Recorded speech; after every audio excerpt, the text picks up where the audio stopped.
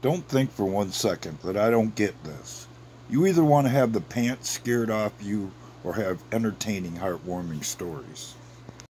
Unfortunately, these are not the times for that.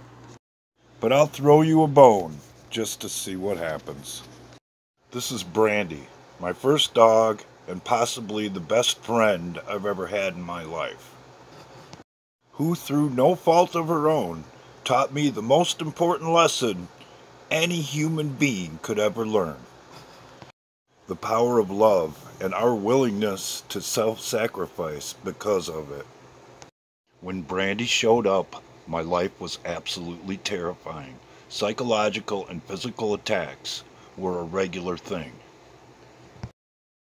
And when it became apparent that I might talk about it, I was told, if you ever say what goes on in this house, I'll kill your dog. And based on the things that I had experienced up to that point, I had no doubt it was true. By that time in my life, I had already accepted the fact that I could be killed any day by my own personal terrorist. As far as I was concerned or knew, sibling rivalry was a life and death struggle for everyone. Turns out that's not necessarily true. You can kill me, I was cool with that, but you're not killing my best friend. That ain't happening. So I kept my mouth shut. I took every bit of it, and you know what happened? It only got worse.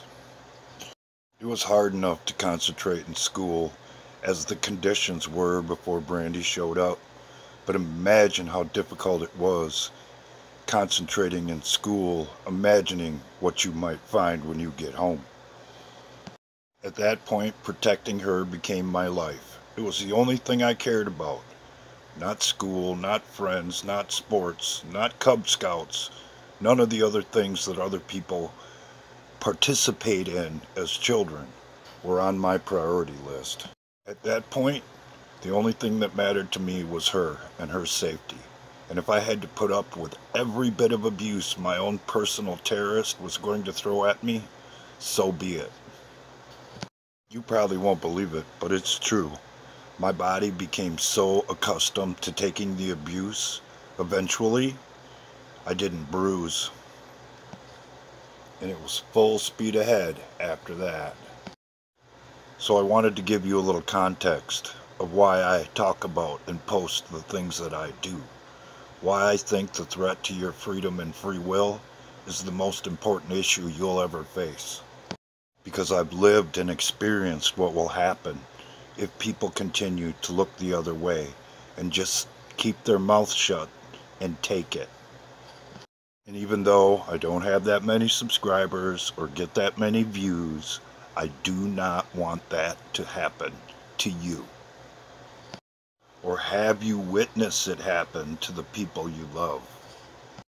There's a lot more to this story that I'm really not prepared to tell, but it ended like this. Eventually, Mother Nature evened the score, and I did what needed to be done. And the solution didn't come out of the New Testament, it came out of the Old Testament. An eye for an eye, and a tooth for a tooth.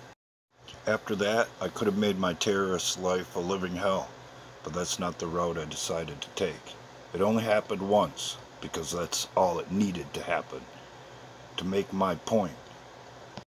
And ensure that my own personal terrorist knew that if anything ever happened to Brandy, that I'd be back, and she would be avenged.